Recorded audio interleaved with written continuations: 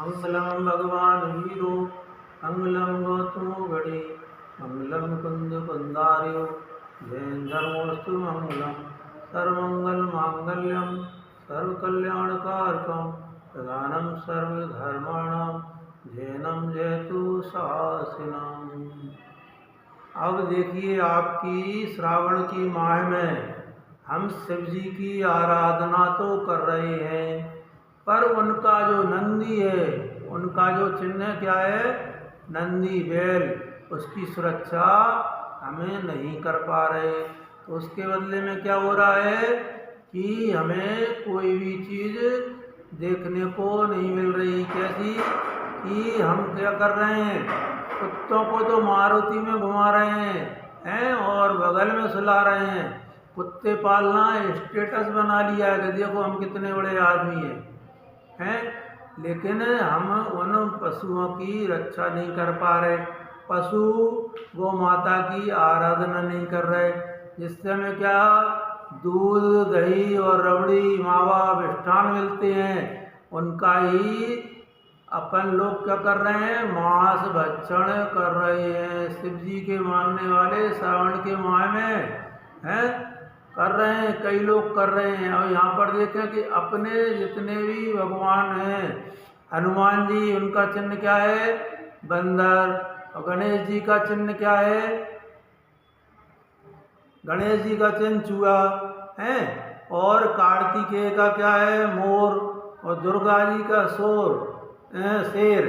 यह चिन्ह भगवान के हैं। इसलिए हमें क्या हो रहा है कि पशुओं की रक्षा करना चाहिए और हमें पशुओं से प्रेम भी करना चाहिए और उनका पालन पोषण भी करना चाहिए। बल्कि वो कह रहा है कि हम कुत्तों को तो पाल रहे हैं, लेकिन अपने पशुधन दुधारू पशुओं को हम मरने के लिए छोड़ देते हैं। ऐसा क्यों करना है कि यह जीवन चक्र जो है ना, वो सभी के लिए है और हम सभी एक दूसरे के सहयोगी हैं, तभी हमारा जीवन चलता है।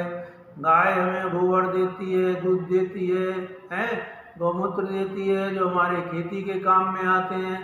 तो हमें अपने फसलों में जो गोबर खाद डालते हैं ना, तो वहाँ पर कुछ कीड़े मकोड़े भी हो जाते हैं, तो उनको पक्षी जो है वो भी भक्षण कर लेते हैं। तो सब एक जीवन चक्र, सब एक दूसरे के सहयोगी बन रहे हैं। तो हमें क्या बनना है, पर्यावरण में सहयोगी बनना है। और जैसे तितली भंवरे फूलों पर बैठकर उनका परागण करते हैं, उससे फूल से फिर फल बनते हैं। तो इस तरह जो सभी का जीवन चक्र चल रहा है, तो उसको हमें सफल बनाना है। क्योंकि अगर तितलियां भंवरे ना हो तो फूलों में परागण नहीं होगा और हमें फल भी नहीं मिल पाएंगे। और देखिए आप कि आसमान में उड़ने वाले चील कौवे भी जमीन की गंदगी को भक्षण करके और हमें शुद्धता प्रदान करते हैं, तो उनकी भी हमें रक्षा करना है।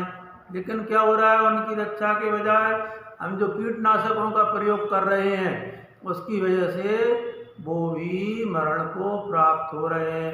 तो हमें कीटनाशकों का प्रयोग कम से कम करना है। यदि हमारी फसलों में हम कीटनाशक का प्रयोग ना करके और गौमूत्र से बने हुए अर्क का यदि प्रयोग करेंगे, तो वो पक्षी भी नहीं मरेंगे।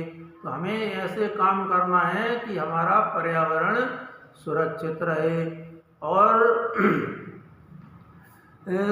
देसी नीम का है और सीताफल के पत्तों का, ऐसे कई पत्ते होते हैं, उनका अगर हम काढ़ा बनाकर और अगर हमारी फसलों पर डालें तो उनसे कीट का नियंत्रण होता है। और खेतों में यदि हम जैसे कंडे वगैरह जलाते हैं और उनकी जो राख होती है, उसको भी अगर हम डालें तो उससे भी कई कीटों का जो बारीक रूप से हमारे पर्यावरण में हो जाते हैं, उनका भी नियंत्रण होता है। और करना क्या है, जैविक खाद डालना है। जैविक खाद में गोबर खाद को डालना है, क्योंकि यह हमारे स्वास्थ्य के लिए भी लाभ करेगा और जमीन को भी सुरक्षित रखेगा।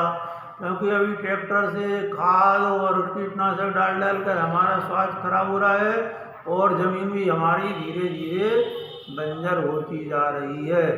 ऐसा यदि हम करेंगे, अपने पर्यावरण को सुरक्षित रखेंगे और पशुओं का संरक्षण करेंगे तो और पशुओं के मांस आदि को नहीं खाएंगे तो पशु हमारे लिए जीवन में बहुत उपयोगी है।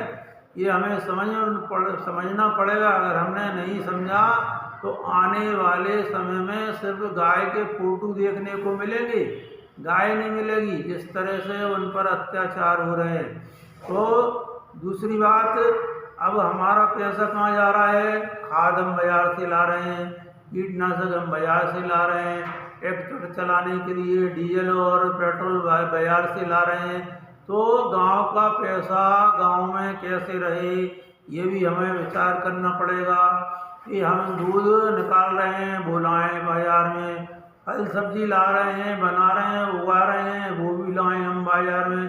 तो इस तरह से अगर हम बाजार में हमारी वस्तुएं ला कर बेचेंगे, अनाज बेचेंगे तो हमारा पैसा आएगा। नहीं तो अगर हम हर चीज़ काय में आलसी बनकर कोई काम न करना पड़े, बाबूजी बन के पैंट शर्ट पहन के जो अपन घूम रहे हैं ना, ये हमारे विनाश का कारण बन रहा है। कपड़े पहनने में कोई दिक्कत नहीं है, लेकिन काम भी तो करो। आपके लिए फ्री में बैठे बैठे खाने के लिए कौन देगा?